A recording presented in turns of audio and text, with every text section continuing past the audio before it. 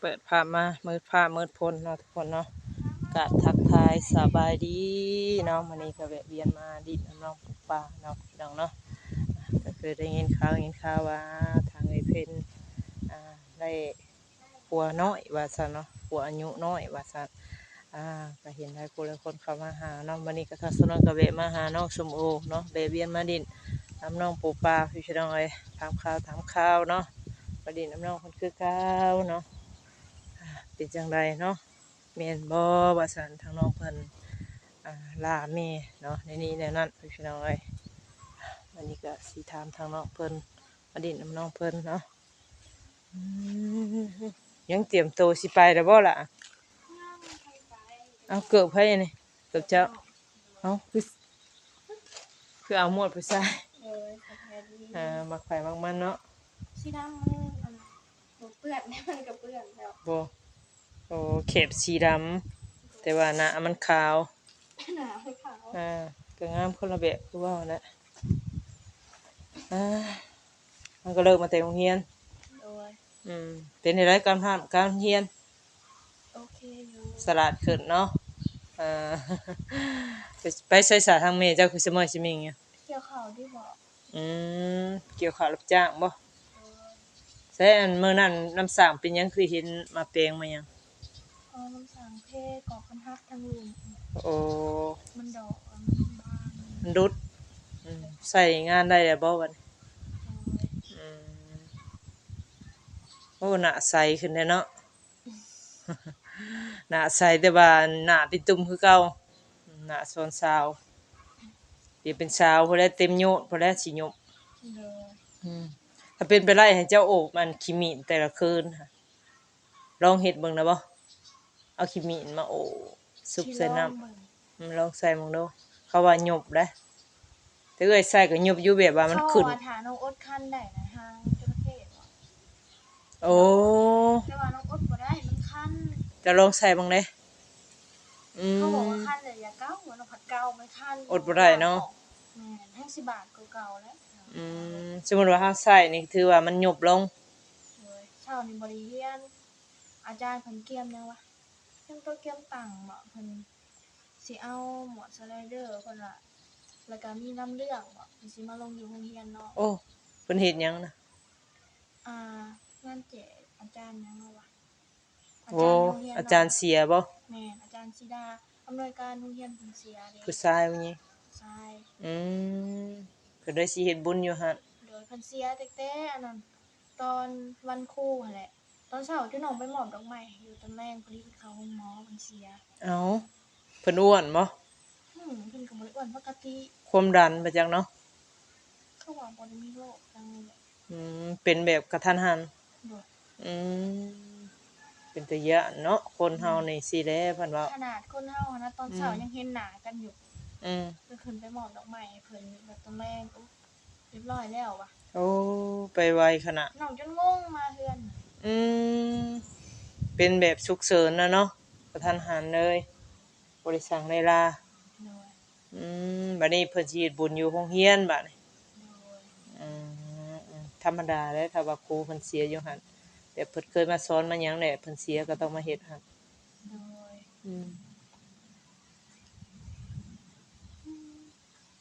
เป็นจังไดคือว่า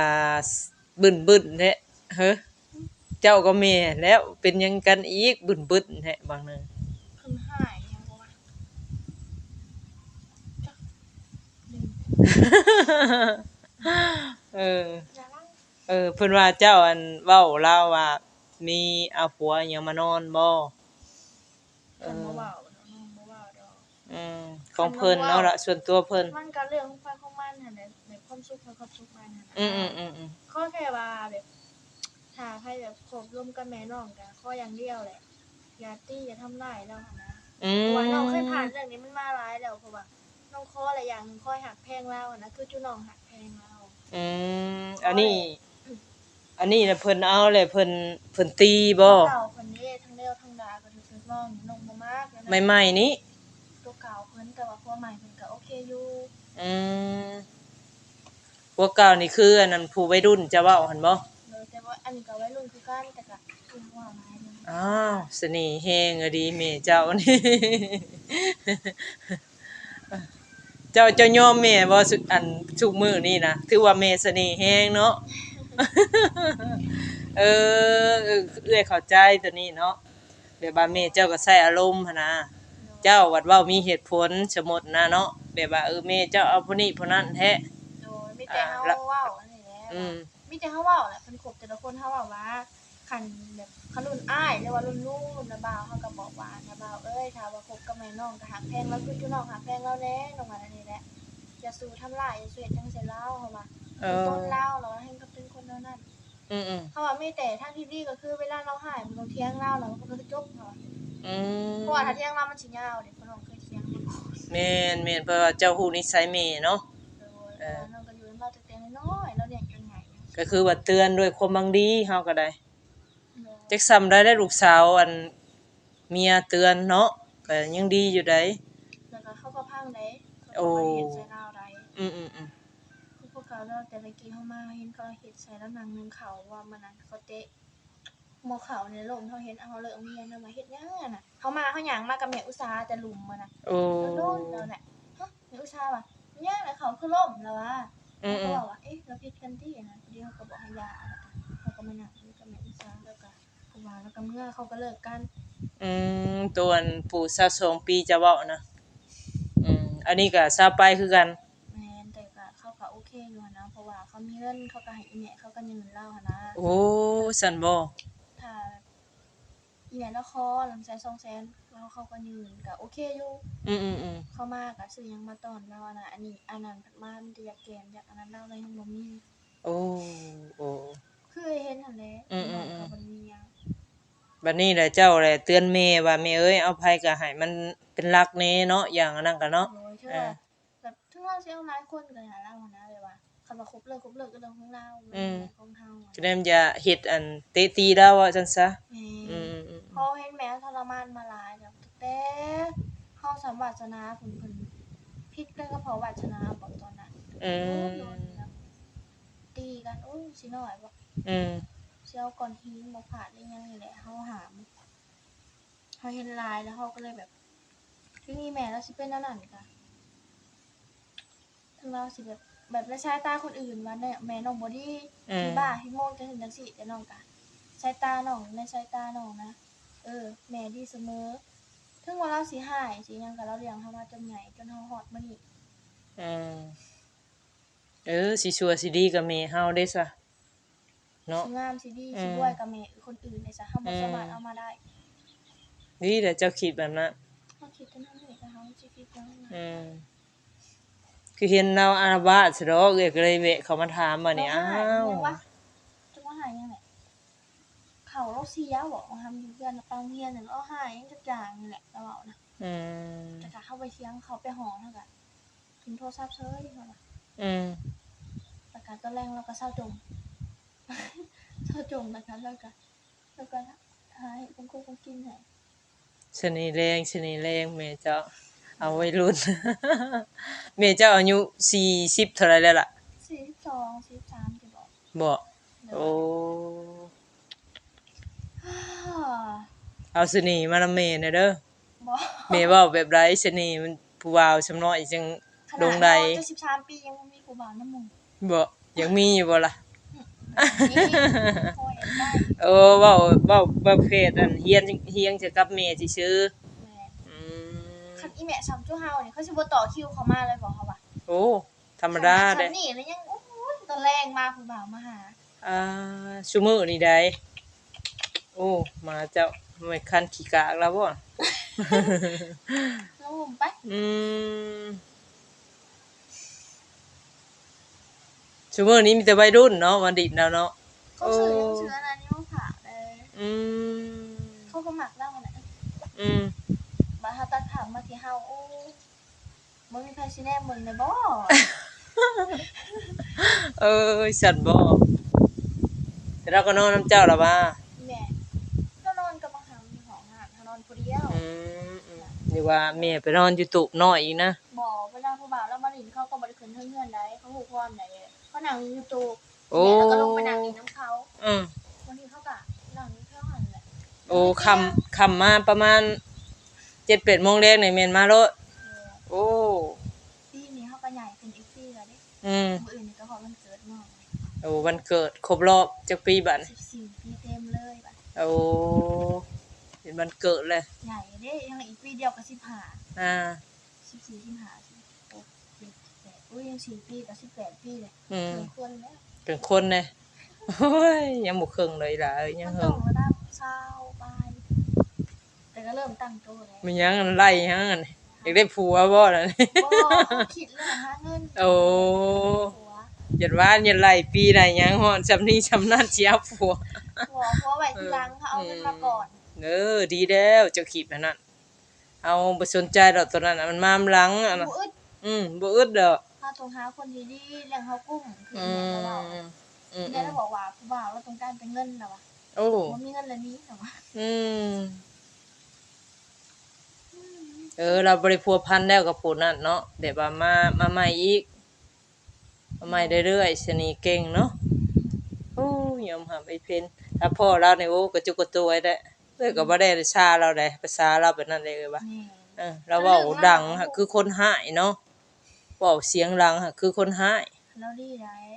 บัดเข้าใจแล้วก็แบบว่าคนเว้าตรงหั่นนะแม่นแบบว่าบ่คือบ่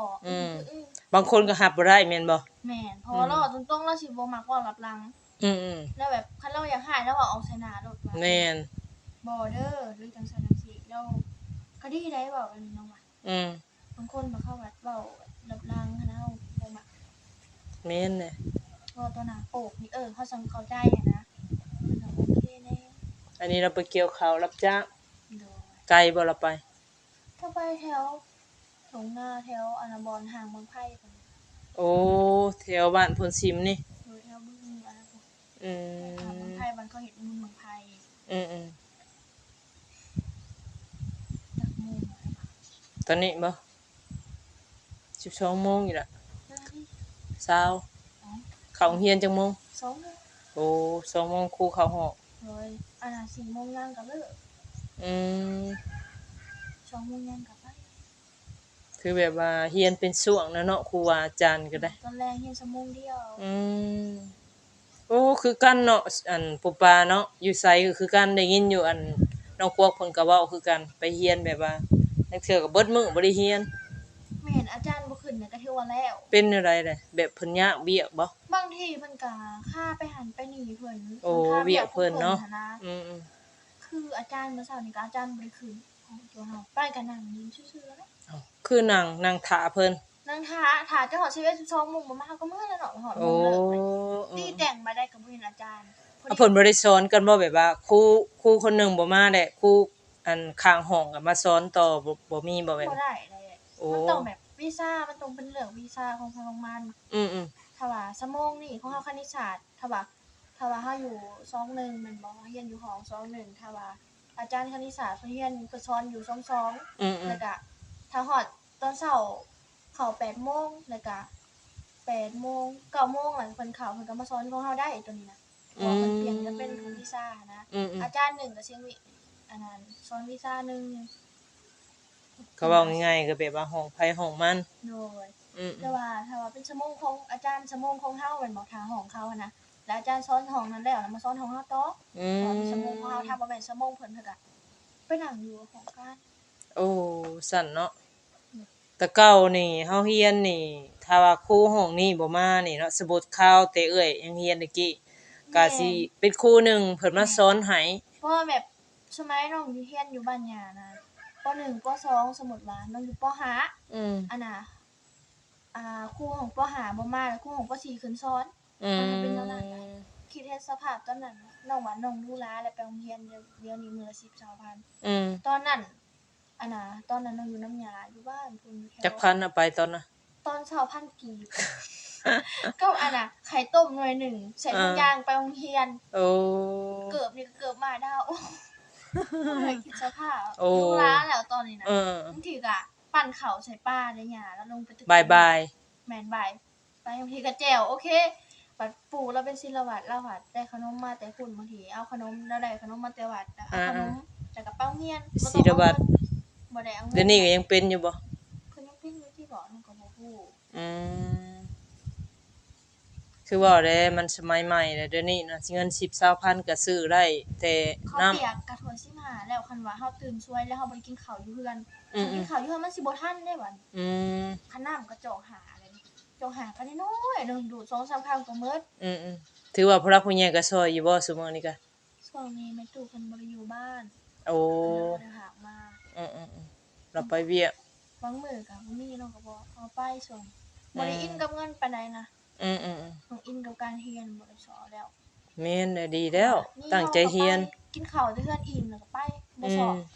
ถ้าว่าพักผ่อนบ่หิวน้ำหิวก็ถือน้ำไปเฮาก็บ่ซื้อจับๆเจ็บๆอีกเนาะแม่นแต่ว่าถ้าเฮามีเฮาก็กินบ่มีแล้วก็ยาอืมเพราะว่าสมัยคนอื่นเรียนพันเด็กน้อยนะเขาก็ติดหนี้แหละติดหนี้กินเขาติดหนี้จำหม่ำเขาเมื่อวานช่วงนั้นเขาเฮียเขามาติดหนี้แหละเพิ่นบ่เอาดีกว่าเขาแล้วเพิ่นก็ให้ติดอยู่บ่ซะล่ะให้ติดแต่ว่ามียามใดก็ไปใช้เพิ่นเพราะว่าเขาไปโรงเรียนทุกมื้อแต่ว่าน้องบ่ติดถ้าว่าน้องติดแล้วมื้อนี้มื้อน้องได้เงินไปโรงเรียนน้องก็บ่ได้กินคือเก่าน้องก็ต้องไปจ่ายหนี้น้องก็เลยว่าบ่มีบ่กินก็เบิ่งโทรศัพท์คือตอนแรกนี่น้องบ่มีแล้วก็ยามันเข้าแล้วก็นั่นไปก็ดีเด้เฮากินข้าวอิ่มน่ะเด้ผู้ลางคนก็คือว่าแน่แบบว่ามีนหลายดีเด้อล่ะเอ้ยนี่เจ้าคือให้มันขึ้นมาเทิงเฮือนน่ะยามันบ่ได้น้องก็ปาดปันเม่นน่ะปันเม่นได้ปูปลาเต็มกระโตมันหนึงค่ะแดงๆหั่นเด้จะเบิ่งได้ไหมมันไตค่ะตัวมัดนะตัวเม่นอ๋อตัวแดงตัวแดงๆค่ะป๊ามันสิคันบ่ได้เว้าได้ล่ะเอ้ยเจ้าคือบ่ซื้อแป้งหมาน่ะมาทาให้มันถ่วงนั้นต้องไม่อร่อยจนออกอาบน้ำมันแต่ว่ามึงนี่นี่น่ะนี่ตัวแดงๆใช่นี่น่ะนี่โอ้ตัวโหของมันกลับมากับมันเนาะก็เป็นแบบนี้แหละคือบอกแหละมันจักสิซื้ออิหยังกินหลายก็เงินอิหยังก็ได้มันแพงมันแพงถามว่ามีเหรอล่ะมันขายในโรงเรียนนั่นล่ะวะเป็นครูบ่ขาย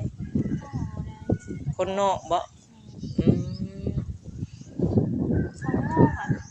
ลำบากอย่างหนึ่งเนาะเป็นอะไรอาจารย์เก็บเงินค่าทางค่านี้ปัญญาโอ้คือแบบกลุ่มติดตามบ่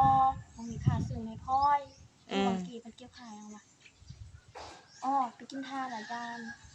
เพิ่นเก็บเพิ่นให้ใส่อะนะเอาเข้าไปโลนึงแล้วก็มีเงิน 20,000 น้องผัดบ่มีบัดก็เลยเอาแต่ข้าวอาจารย์ถามว่าคือบ่ใส่มันบ่มีเงินเนาะอาจารย์บอกว่าเป็นหยังบ่ได้สิเอามาให้ว่ะลำบากนิดหน่อยก็ใครอยู่เด้เพิ่นบอกซั่นล่ะเอ้ยเพิ่นบ่แม่นว่าเพิ่นสิเน้นเจ้าเด้เข้าใจเฮาได้คือตอนน่ะอยู่สมัยนั้นบัดค่าเทอมโคตรถูกเลยตอนมันเข้าปีกายน่ะมีแต่150ปีนี่ตกมา260,000เทอมหนึ่งบ่แต่ก็เสียครั้งแรกแล้วก็แล้วเลยล่ะว่าก็ใครแน่เลยดีอย่างนึงคันประถมบัดเฮายอมให้ไปเด็กน้อยเขาได้เงินไปโรงเรียนประถมแบบป .4 ป .5 ป .2 ป .3 เขาได้เงินน่ะพ่อแม่ให้พุ่นละ10,000คือมีแต่หม่ำก็บ่พัดเขาไปโรงเรียนแล้วเพิ่นว่าเขายังติดหนี้เฮางงตัวนี้แหละคือว่าน้ำกระจอกละ2ก็มีหันนะ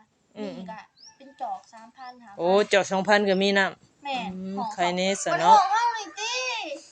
มันสิออกว่าซื้ออยู่เนาะก็บ่ได้มันอาจารย์บ่ให้ออกอาจารย์ล็อกประตูเท่านั้นโอ้มันตึกใหญ่เนาะแต่ก็โรงเรียนเฮาสามารถไปกินน้ำได้ในทางโครงการโอ้แบบอาจารย์คันว่าเขากินน้ำเนี่ยอาจารย์บอกกินเลยน้ำเป็นตุกใหญ่หั่นบ่แม่เฮาก็เอาจอกไปยิงที่สบายเนาะบ่ต้องซื้อแม่ก็บ่เสียเงินเท่านั้นแหละปู่ป้าเอ้ยเพิ่นเอาตุกใหญ่มาไว้ให้เด้สบายอย่างนึงแต่เรียนให้จบฮอดม.7ชูฮอดม.7เด้อโดยเจ้าจังสิได้ค่าเทอมนี่แหละค่าเพิ่นมันสิจบก็ยังใครได้ล่ะมันเสียบาทเดียวแต่เฮาก็เรียนยาวเลยหั่นน่ะมีแต่เฮาแบบมันชุดลงแต่ที่เฮาบ่หาสิตั้งใจเรียนบ่หรือว่าเฮาเสียแบบใดชุดลงที่เฮานี่บางทีเปลี่ยนใจก็มีแล้วเนาะบ่ฮู้เด้อเอาแบบถ ถ้าคิดไว้เรียนจบม .7 บ่ฮู้เรียนแล้วว่าจบม .7 มันสบายได้มันสามารถเรียนใช้ไผก็เอาได้เลย อืม เพราะว่ามันได้ประกันมา สำคัญตัวนี้เนาะ แต่ว่าถ้าว่าม .4 ก็ได้ติล่ะแต่ระดับกลางเนาะ แม่นถ้าว่าน้องว่าถ้าน้องบ่มีเงินอะลีเพราะว่าต่อไปผู้ใหญ่เพิ่นบ่ได้ส่งถ้าว่าน้องบ่รอดอะลีหั้นนะ อืม น้องว่าจบม .4 นี่ ถอย น้องว่าสิถอยถ้าว่ามันแบบบ่มีเงินหั้นนะ นี่ก็ม.3เลยติ ม .2 ม.2 เนาะก็ลืมถามดูอยู่หั่นลืมม.2 ยังอีก2ปีเท่า นี่ นั้น 2 ปี เด้น้องก็ครบอืม 16อะดิมันก็เฮาก่อนถ้าว่าถ้าเฮาสิออกโรงเรียนนี่เฮาต้องหาเวียกไว้ก่อนได้คือน้องนะ อืม น้องว่ามันต้องหาเวียกไว้ก่อนคือหมู่น้องน่ะเขาไปเฮ็ดเวียกนั่นหมดแบบหมู่รุ่นเอื้อยแหละเขาเฮ็ดเวียกอยู่โรงงานตัดเย็บ2,800,000 โอ้ โอ้น้องว่าคือแพงแท้น้องว่า มันอิงตามชั้นเจ้าเด้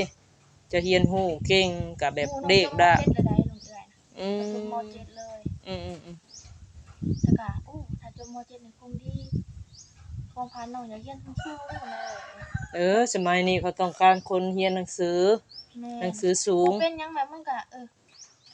เฮาผัดงงๆงี้เฮาสิใส่แต่ปากบอกบ่เป็นไปบ่ได้ เขาต้องให้อ่านอันนี้ผู้นั้นผู้นี้มันต้อง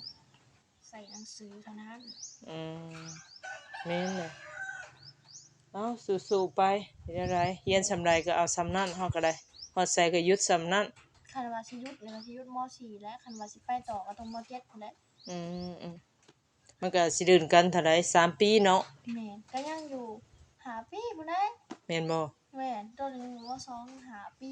ป๊า โอ้ยอีหยัง5 ปีใช่มานับแต่นี้ไปพุ่นถ้าว่าจบม.4 แล้วก็ยังอีก4 ปี ปีน้อง18 3 ปีเนาะ 10ปี บ่สมมุติเฮาจบม.4 นี่เรียนต่ออีก3 ปี แม่น 7 ปีเด้ คันว่าคัน โอ้แต่ว่าทางผู้รักผู้ใหญ่เพิ่นช่วยเจ้าซุมื้อนี่เพิ่นบ่ได้เว้าว่าเรียนฮอดไส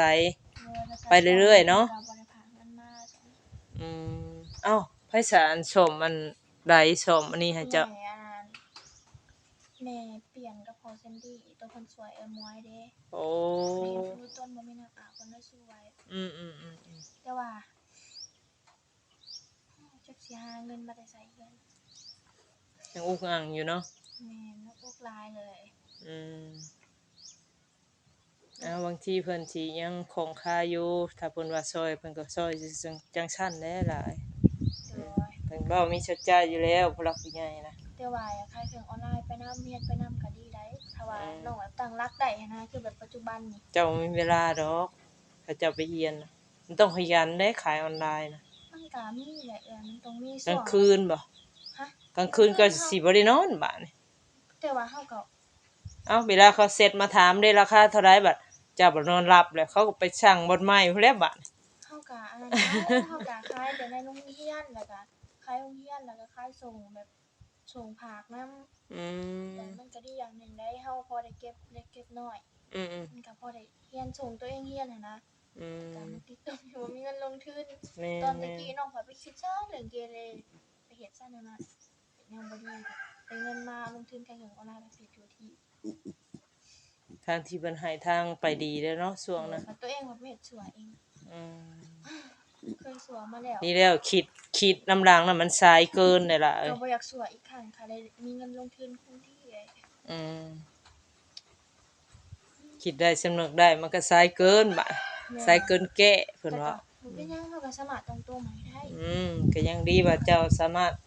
ตั้งหลักใหม่เริ่มต้นใหม่ ห้องเรียนน้องเด้จุผู้ชายเขาเอาพอร์ตไปสู่อาจารย์จับได้เขาเหมือนเพิ่นว่า โอ้ ล้านหาบ่วะ อืม ล้านหา2ล้านนี่ ไปสูบในโรงเรียนได้บ่ พี่น้องยังได้ไปบอกพี่น้องไปเข้าห้องน้ำที่โรงเรียน โอ้ น้องไปบอกอาจารย์ อืม แล้วหายก็หายแล้วเห็นเงินบ่ดีน้องโรงเรียน อืม สุพรรณสุขอนขวัญของใครประตูห้องน้ำออกมาเขาเฮ็ดยังอันนั้นวะ เราก็ไปบอกอาจารย์กับเพิ่นไปขู่หลายคนอาจารย์เพิ่นก็เว้าว่าไทนาบ่ให้เฮ็ดอีกมันว่ามันบ่ดี โอ้ก็แม่นเด้อในทางมันบ่ดีเนาะ ผู้ชายผัดเข้าผัดมึนในโรงเรียนน้อง อืม ครูเขาคัก มันจะสู้ๆล่ะเอ้ยมื้อนี้ก็เอ้ยเบะเข้ามาถามข่าวไปกินมื้อนึง ที่แท้มันเป็นแบบนี้นี่เองเนาะ เตือนแม่ด้วยความหวังดี แม่ เอาบ่เป็นหยังค่อยเว้าค่อยว่าไปเนาะเจ้าก็ฮู้นิสัยแม่ก็ค่อยเว้าไปล่ะพอต้องอารมณ์ดีแล้ว เออ ตอนหายก็บ่เว้า เออ